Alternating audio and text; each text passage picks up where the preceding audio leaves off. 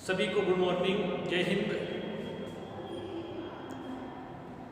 हम संविधान सभा के बारे में चर्चा कर रहे थे और उसी चर्चा के दौरान हमने एक वीडियो पहले बना भी दिया है, डाल भी दिया है। उसमें हमने संविधान सभा के गठन पे चर्चा की थी कि संविधान सभा का गठन किस प्रकार हुआ। 1895 में तिलक ने मांग की, उसके बाद 1922 में महात्मा गांधी जी ने संविधान सभा की मांग की। 1923 में तेज बहादुर सप्रू समिति का गठन किया गया। उसके बाद 1927 में साइमन कमीशन आया। साइमन कमीशन ने भारतीयों को संविधान निर्माण के अयोग्य बताया। उसके बाद साइमन कमीशन के प्रति उत्तर में भारत ने एक आयोग बनाया, नेहरू कमेटी बनाई। नेहरू कमेटी ने एक संविधान बना करके दिया, लेकिन मुस्लिम लीग ने स्वीकार नहीं करने के कारण अंग्रेजों ने उसे स्वीकार नहीं किया। उसके बाद 1934 में M.N. रॉय, मानवेंद्र नाथ रॉय ने सर्वप्रथम औपचारिक रूप से संविधान सभा की मांग की। उसके बाद 1938 में पंडित जवाहरलाल नेहरू ने भी राज्यों के विधानमंडलों में संविधान सभा के संबंधित प्रस्ताव को पारित करवाया, लेकिन उसी समय द्वितीय विश्व युद्ध प्रारंभ हो गया, इसलिए नेहरू जी की मांग पर भी कोई ध्यान नहीं दिया गया। उसके बाद 1940 में अगस्त प्रस्ताव आया। लिनलिथगो के द्वारा अगस्त प्रस्ताव प्रस्तुत किया गया, लेकिन भारतीयों ने उसे अस्वीकार कर दिया। उसके बाद 1942 में क्रिप्स मिशन आया। क्रिप्स मिशन ने भी द्वितीय विश्व युद्ध के बाद भारतीयों के लिए संविधान सभा बनाने की मांग की। पहली बार संविधान सभा के निर्माण का उल्लेख हमें क्रिप्स मिशन के दौरान देखने को मिलता है। उसके बाद कैबिनेट मिशन भारत में आया। कैबिनेट मिशन ने संविधान निर्माण की बात को स्वीकार की और भारतीयों के लिए एक संविधान सभा के निर्माण की योजना प्रस्तुत की। उन्होंने कहा कि भारतीय संविधान सभा में कुल 389 सदस्य होंगे और उन सदस्यों का वर्गीकरण में 292 ब्रिटिश भारत से, 93 देसी रियासतों से और 4 चीफ कमिश्नर प्रांतों से लिए जाएंगे। चीफ कमिश्नर प्रांतों में दिल्ली, कुर्ग, बलूचिस्तान और राजस्थान का अजमेर मेरवाड़ा था। यहाँ तक हमने देख लिया था। उसके बाद ये कि कैबिनेट मिशन ने ये तय किया कि प्रति 10 लाख की जनसंख्या पर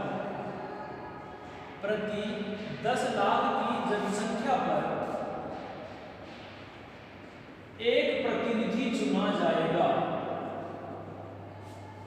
ये तय फॉर्मूला कर दिया कि भारत में जितने भी जो 389 सदस्य चुने जाएंगे, उनके चुनने का आधार तय कर दिया कि एक जो सदस्य चुना जाएगा संविधान सभा का, वो कम से कम 10 लाख की जनसंख्या का प्रतिनिधित्व करेगा एक सदस्य।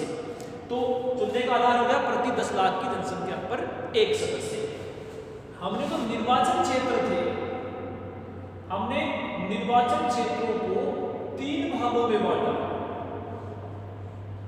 जो जहां से हमें निर्वाचन करना था, उन निर्वाचन क्षेत्रों को कैबिनेट मिशन ने 3 भागों में बांट दिया। 3 क्षेत्रों से चुने जाएंगे। 3 कौन कौन से? सामान्य, सिख और मुस्लिम। 3 भागों में बांट दिया कि सामान्य यानी जनरल, जिसमें सभी, सिख और मुस्लिम। आप कहोगे इसका आधार क्या हुआ? जिस क्षेत्र को मुस्लिम के लिए रिजर्व कर दिया, वहां सिर्फ मुस्लिम प्रत्याशी ही खड़ा होगा और मतदान भी सिर्फ मुस्लिम ही करेंगे। जो सिख के लिए कर दिया, वहां सिर्फ सिख खड़ा हो सकता है और सामान्य की जो सीट थी, उस सामान्य की सीट पर सभी चुनाव लड़ सकते हैं। इस प्रकार निर्वाचन क्षेत्रों को संविधान सभा ने 3 भागों में विभाजित कर दिया और इस विभाजन के आधार पर, इसी विभाजन के आधार पर जुलाई और अगस्त 1946 विभाजन कर दिया। हमने तो पूरी चीजें तय कर ली। कैबिनेट मिशन ने कह दिया कि संविधान सभा में कुल 389 सदस्य रहेंगे। 389 सदस्यों को 3 अलग अलग भागों में विभाजित कर दिया। फिर हमने ये कह दिया कि एक सदस्य कम से कम 10 लाख की जनसंख्या का प्रतिनिधित्व करेगा। उसके बाद ये कह दिया कि जो निर्वाचन क्षेत्र 389 हैं, वो 3 भागों में विभाजित होंगे। सामान्य सीट, सिख सीट और मुस्लिम सीट, इन 3 भागों में बांट दिया। इन वर्गीकरण के आधार पर जुलाई अगस्त 1946 के अंदर संविधान सभा के चुनाव करवाए गए अंग्रेजों के द्वारा चुनाव संपन्न हुए। अब इन चुनाव में एक चीज याद रखना, संविधान सभा की जो कुल सीटें हैं वो है 389। संविधान सभा की कुल सीटें हैं 389, लेकिन सबसे महत्वपूर्ण बात क्या है, चुनाव जो हुए हैं वो चुनाव हुए हैं 296 सीटों के लिए ही। 389 में से 296 सीटों के लिए ही संविधान सभा के चुनाव हुए हैं। अब आप कहोगे बाकी फिर कहां गए? बाकी ये गए, हमने पहले भी पढ़ा था कि 292 ब्रिटिश भारत से थे, 4 चीफ कमिश्नर से थे और 93 देसी रियासतों से थे। अंग्रेज, हमने पहले भी बात की थी, अंग्रेज जाते जाते भी भारत में विभाजन का बीज बो कर गिर गए थे। भारत को सांप्रदायिक आधार पर उन्होंने बांटने की कोशिश की थी अंग्रेजों ने। क्या कहा कि ये तो 296 कौन से होंगे, 296 में 292 तो ब्रिटिश भारत वाले और 4 जो चीफ कमिश्नर हैं इनके तो चुनाव करवाए जाएंगे और ये चुनाव होंगे अप्रत्यक्ष आधार पर, और अप्रत्यक्ष में भी एक प्रणाली अपनाई गई, एकल संक्रमणीय मत पद्धति जो राष्ट्रपति के चुनाव में चलती है कि 296 के चुनाव होंगे, 292 ब्रिटिश भारत जिस पर अंग्रेज शासन कर रहे हैं, 4 चीफ कमिश्नर, इन टोटल 6 को 4 292 और 4 296 के चुनाव करवाएंगे। चुनाव में जनता सीधे भाग नहीं लेगी, जनता के द्वारा चुने हुए प्रतिनिधि भाग लेंगे और उनके चुनाव का आधार होगा एकल संक्रमणीय मत पद्धति के आधार पर चुनाव करवाए जाएंगे, ये तय कर लिया।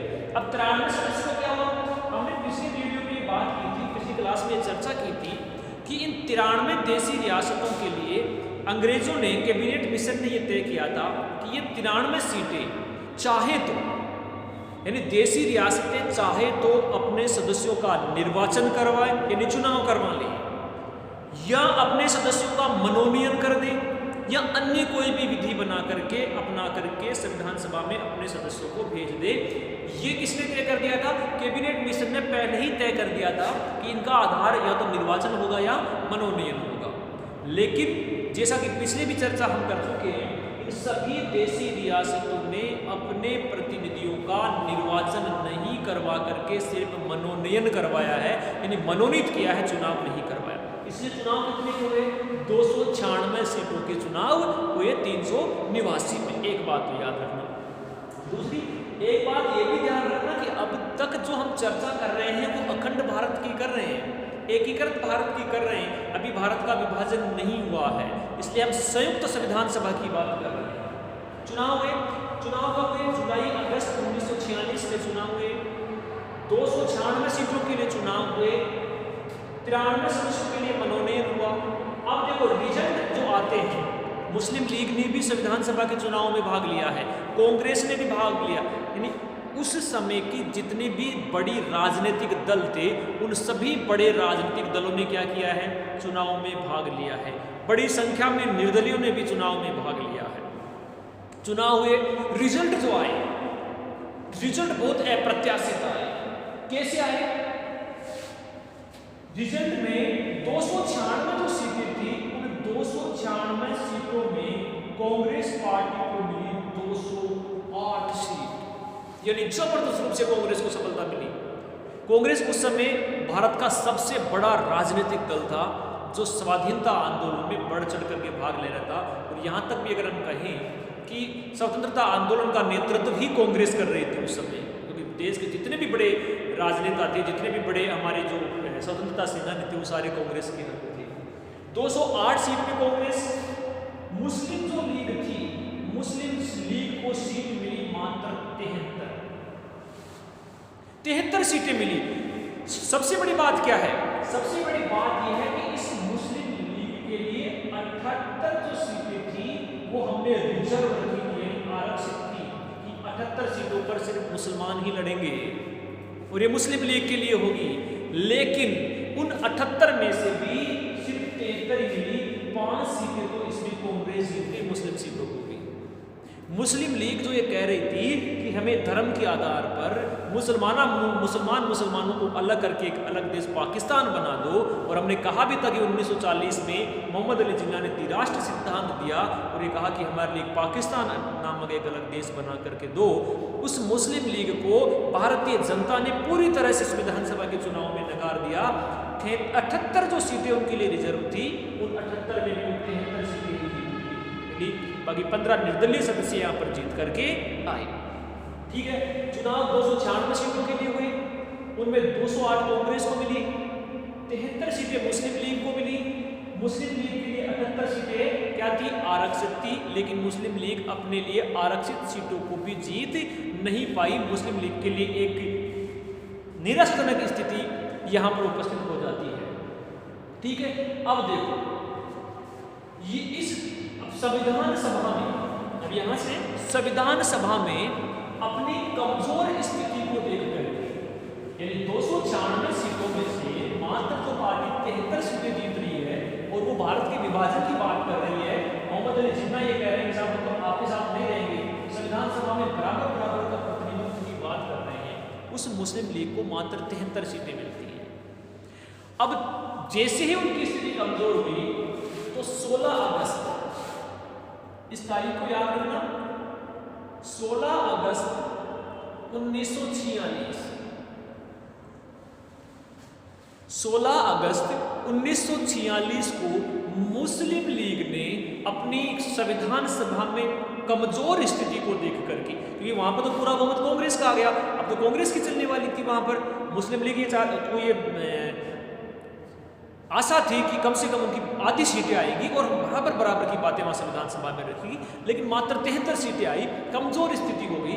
उस कमजोर स्थिति को देख करके 16 अगस्त 1946 को मुस्लिम लीग ने 16 अगस्त 1946 को मुस्लिम लीग ने संविधान सभा का बहिष्कार कर दिया।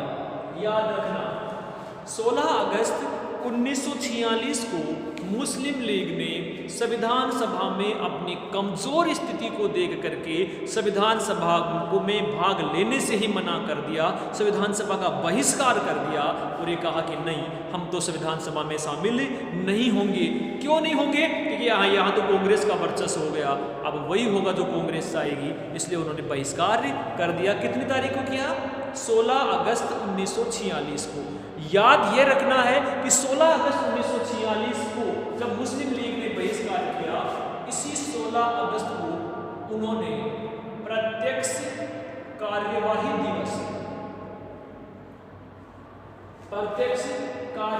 दिवस मनाया। मुस्लिम लीग ने 16 अगस्त 1946 को जब बहिष्कार किया, उसी दिन उन्होंने प्रत्यक्ष कार्यवाही दिवस मनाया। आपको कि प्रत्यक्ष कार्यवाही दिवस का मतलब क्या हुआ?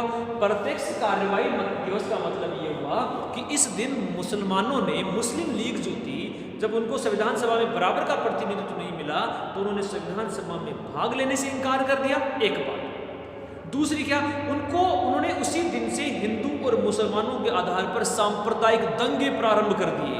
प्रत्यक्ष कार्यवाही का मतलब उन्होंने हिंदू और सिखों के साथ, क्योंकि भारत का विभाजन जब आगे जाकर के हम पढ़ेंगे, भारत का विभाजन 2 राज्यों में मुख्य रूप से किया जाता है, एक तो बंगाल में होता है और एक पंजाब में।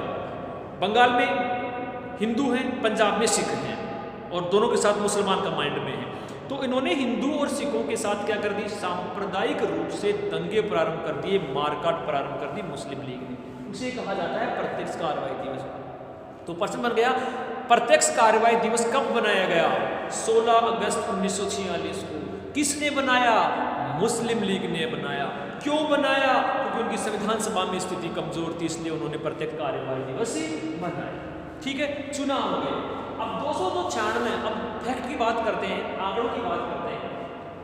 जो 208 सीटों पर 296 सीटों के चुनाव हुए, उनमें अब यहाँ से कुछ बातें आपको याद रखनी है। 296 में महिला कितनी जीत के आई? तो याद रखना है 296 में महिलाएं जीत करके आई हैं मात्र और मात्र 15। यानी 296 सीटों के चुनाव हुए, उन 296 में 15 महिलाएं चुन करके हमारे यहाँ आई हैं। ठीक है, उसके बाद में अब इन 15 में 2 बातें याद रखना है। एक महिला का नाम था जिसका नाम था बेगम अयाज रसूल।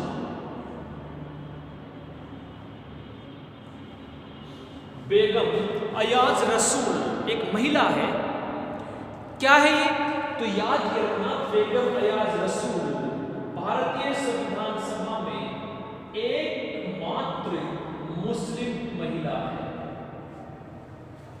बेगम अयाज रसूल संविधान सभा में एकमात्र महिला सदस्य है। कितने में? 296 में। महिलाएं कितनी? 15। उन 15 में मुस्लिम महिला कितनी? एक। नाम क्या है? बेगम अयाज रसूल। एक बात। दूसरा, एक और महिला है एनी मस्किरिनी। ये भी 2020 में फर्स्ट ग्रेड की एग्जाम लगी थी पॉलिटिकल साइंस की, उसमें क्वेश्चन आया भी था। प्रश्न क्या था कि भारतीय संविधान सभा में देशी रियासतों की ओर से शामिल एकमात्र महिला सदस्य कौन थी? तो उसका नाम है एनी मस्किरिनी। और ये क्या है?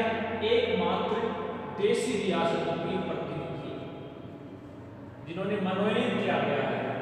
यानी देशी रियासतों ने जो 93 सदस्य थे, उन 93 सदस्यों ने मात्र एक महिला को चुना है।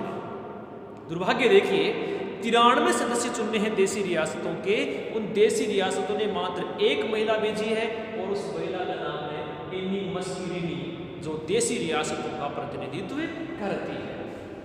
ठीक है, चलो यहाँ तक तो बात हो गई हमारी पूरी कि हमने संविधान सभा के चुनाव भी करवा लिए, कुल 296 के चुनाव करवा लिए, सीटें बांट दी हमने, किसको कितनी मिली है, किसको कितनी नहीं मिली है, इस प्रकार हमने सीटें बांट। एक बात याद रखनी है, महात्मा गांधी ने संविधान सभा के चुनाव नहीं लड़े।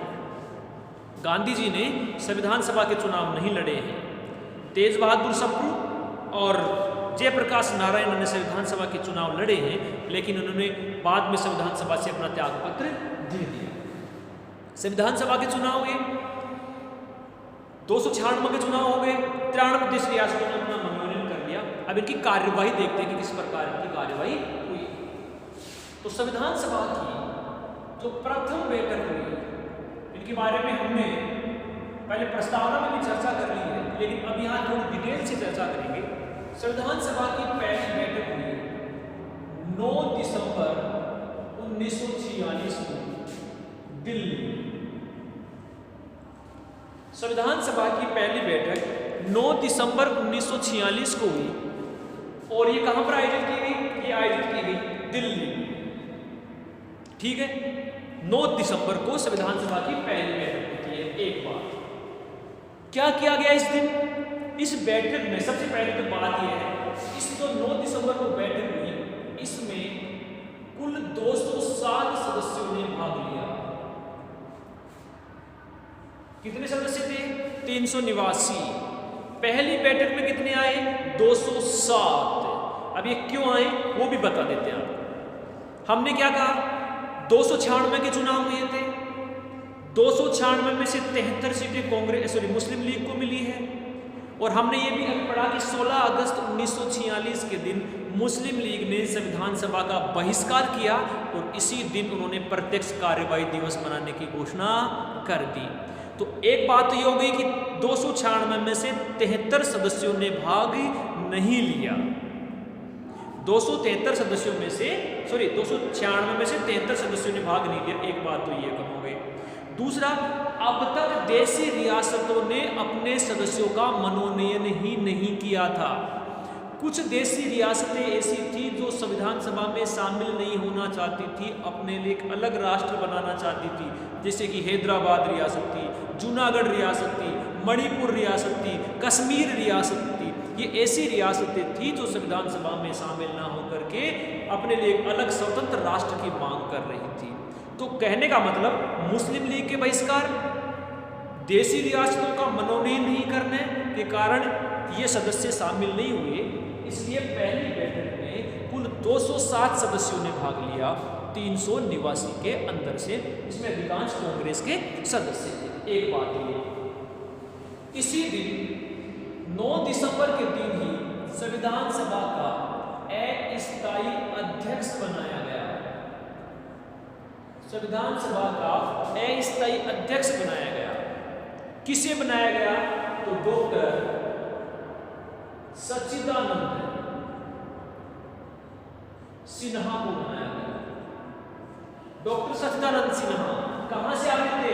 ये बिहार राज्य के थे। डॉक्टर सच्चिदानंद सिन्हा को 9 दिसंबर 1946 के दिन संविधान सभा का पहला अस्थायी अध्यक्ष बनाया गया। एक बात अब यहां और इंपॉर्टेंट प्रश्न क्या निकले कि साहब सच्चिदानंद सिन्हा को ही क्यों बनाया गया?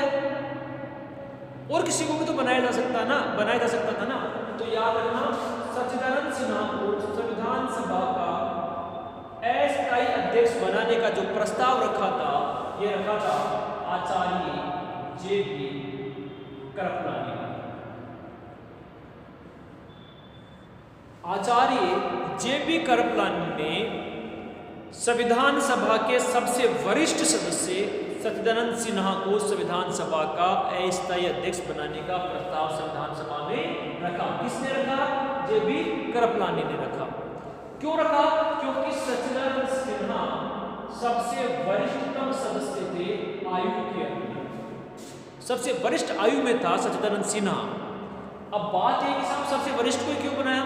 तो ये एक सिद्धांत चलता है कि साहब सबसे बड़े आदमी को संविधान सभा का अस्थायी अध्यक्ष बना दिया जाए ताकि वो पूरी सभा का नियंत्रण कर सके। ये नियम चलता है। ये किस देश में चलता है? यानी वरिष्ठता का सिद्धांत किस देश में चलता है? तो याद रखना, ये वरिष्ठता का सिद्धांत फ्रांस में चलता है। वरिष्ठता का सिद्धांत फ्रांस में चलता है और भारतीय संविधान सभा में भी हमने फ्रांस की परंपरा के अनुसार संविधान सभा के सबसे वरिष्ठतम सदस्य डॉक्टर सच्चिदानंद सिन्हा को संविधान सभा का अस्थायी अध्यक्ष बनाया। किसके प्रस्ताव पर? आचार्य जे.बी. कृपलानी के प्रस्ताव पर हमने इसको बना दिया। एक बात तो ऐसा हो गया, ठीक है। दूसरा क्या हुआ? 207 में से मात्र 9 महिला सदस्य ही इसमें शामिल हुई।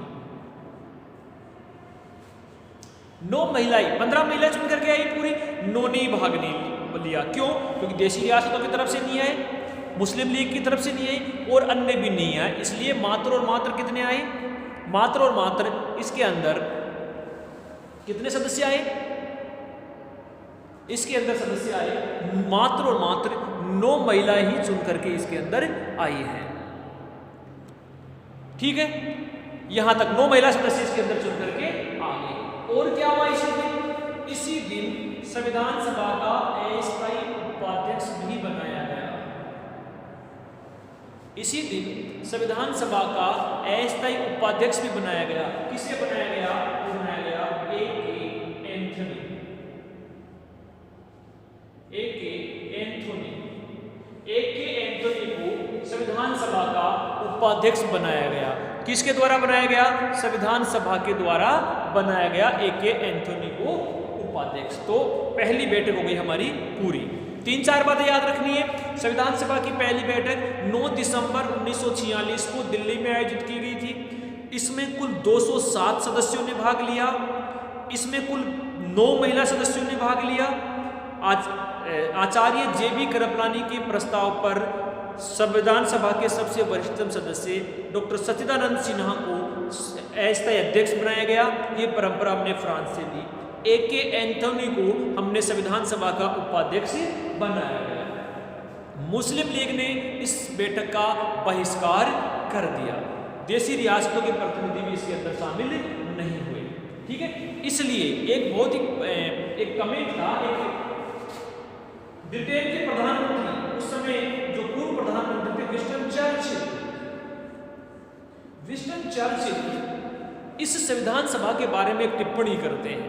किसके बारे में? संविधान सभा की पहली बैठक में जब मुस्लिम लीग संविधान सभा का बहिष्कार करती है और मुस्लिम लीग इस संविधान सभा में शामिल नहीं होती है, उस समय ब्रिटेन के पूर्व प्रधानमंत्री विंस्टन चर्चिल इस संविधान सभा के बारे में क्या कहते हैं कि ये जो संविधान सभा है, ये संविधान सभा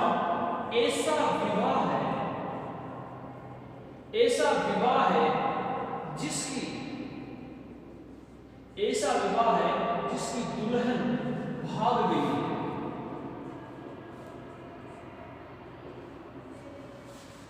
विंस्टन चर्चिल क्या कहे कि ऐसा विवाह है, क्या संविधान सभा की पहली बैठक, ऐसा विवाह है जिसकी दुल्हन ही भाग गई है। यहां दुल्हन कौन है? यहां दुल्हन है मुस्लिम लीग, क्योंकि मुस्लिम लीग ने इसमें भाग नहीं लिया, जो भारत की दूसरी सबसे बड़ी पार्टी थी और मुस्लिम संप्रदाय का प्रतिनिधित्व करने वाली राजनीतिक पार्टी थी, उसने भाग नहीं लिया। तो चर्चिल ने कहा कि इसकी तो दुल्हन ही भाग गई है। विंस्टन चर्चिल कह रहे हैं पहली बैठक के बारे में। ये तो हो गई हमारी पहली बैठक के दिन हमने संविधान सभा में क्या क्या किया और क्या क्या नहीं किया। ठीक है साहब। अब तो संविधान सभा की जो सेकंड बैठक थी, द्वितीय जो बैठक है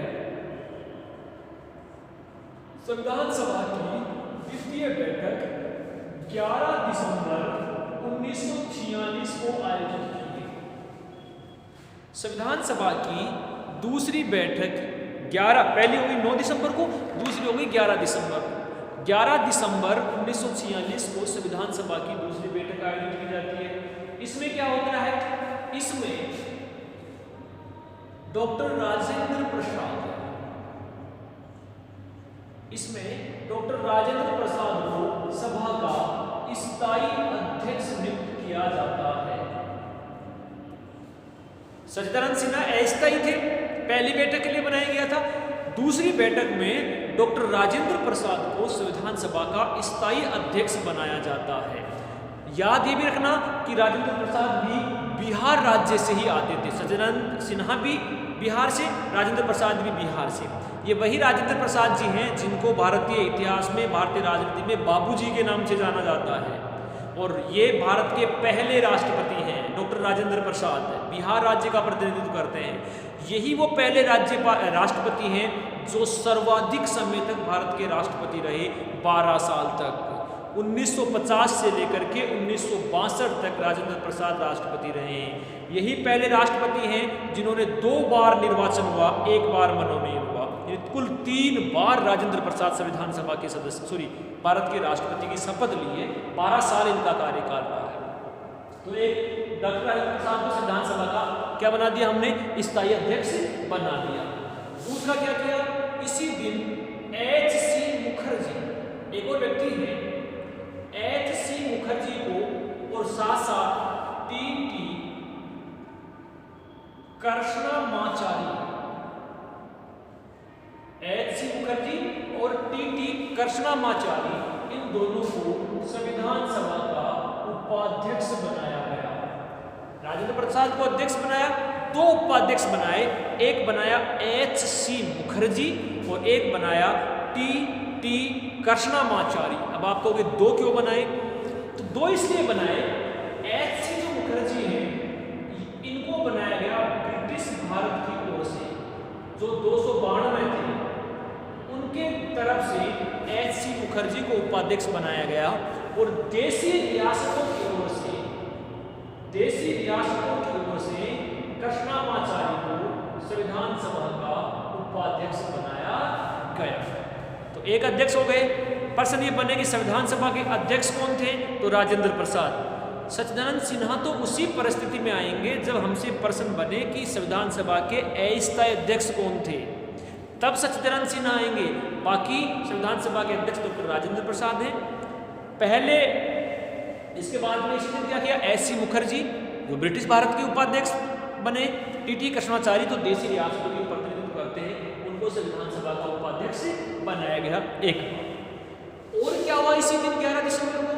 तो और B.N. राव, पूरा नाम है विष्णु नरहरि राव,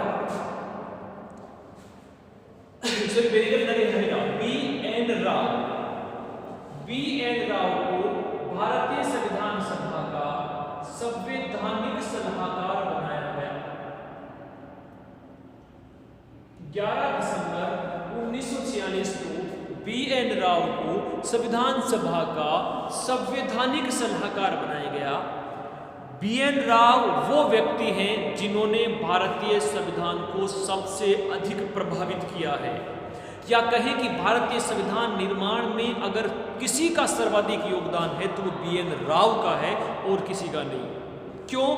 क्योंकि BN राव ने ही संविधान सभा का जो पहला प्रारूप बना था, प्रथम जो प्रारूप था, पहला प्रारूप संविधान सभा का BN राव ने ही बना करके संविधान सभा को दिया था।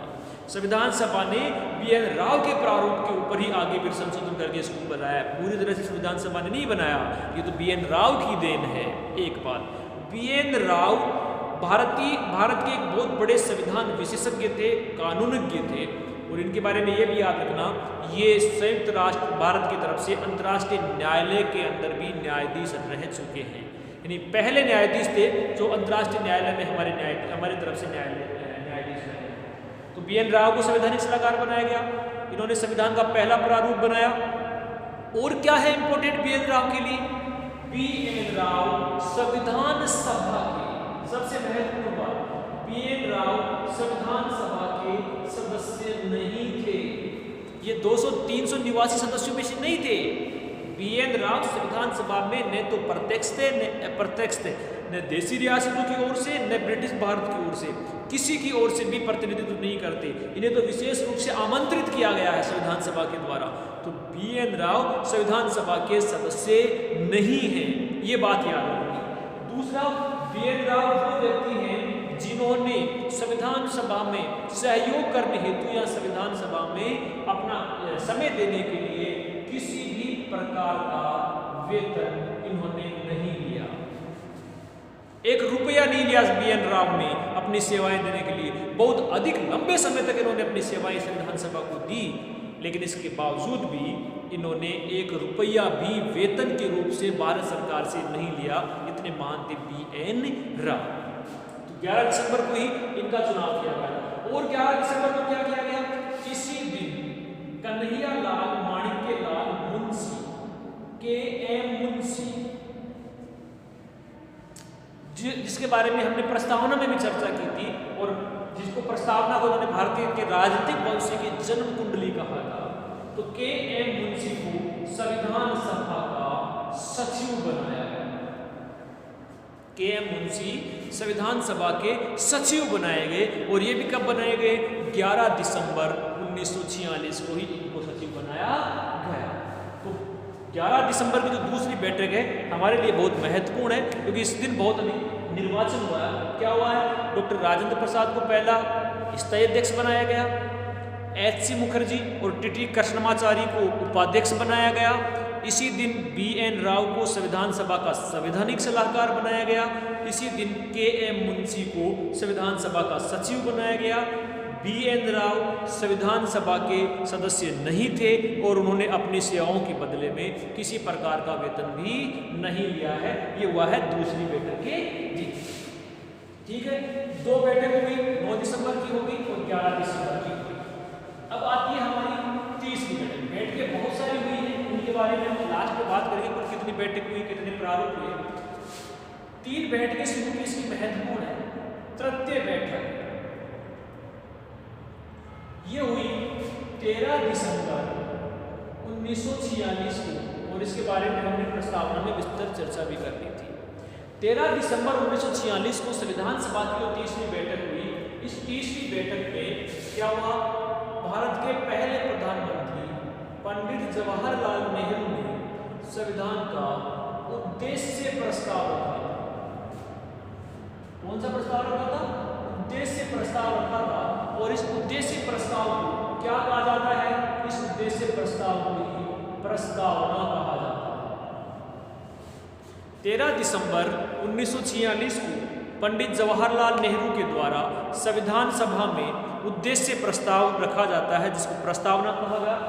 और यह 13 दिसंबर को रखी गई प्रस्तावना 22 जनवरी 1947 22 जनवरी 1947 को क्या की जाती है?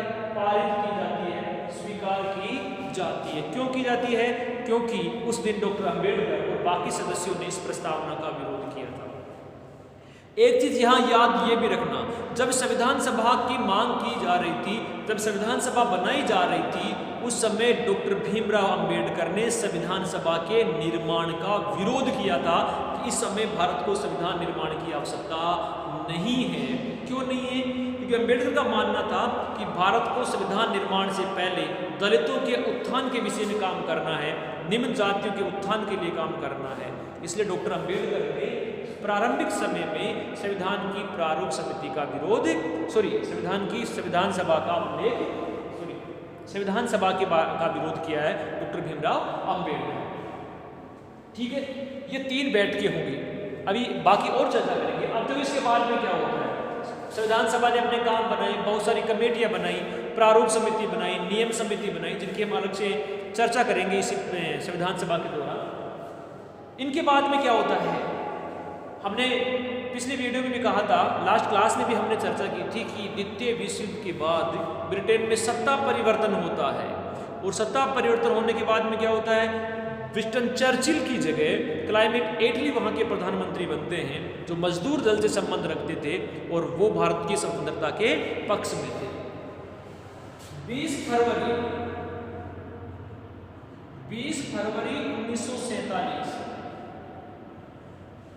को ब्रिटेन के प्रधानमंत्री एटली ये घोषणा करते हैं कि हम जून 1948 तक, फरवरी 1947 में ब्रिटेन के तत्कालीन प्रधानमंत्री क्लाइमेट एटली ये घोषणा करते हैं कि हम जून 1948 तक भारत को स्वतंत्र कर देंगे। यानी एक मोटी मोटी तारीख बता दी प्रधानमंत्री क्लाइमेट एटली में कि जून 1948 तक भारत को सत्ता हस्तांतरित कर दी जाएगी, हम भारतीयों को स्वतंत्रता दे देंगे 1948 तक।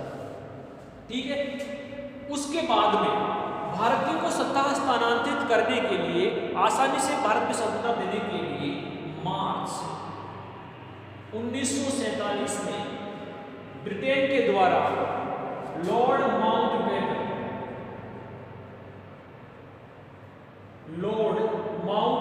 को भारत का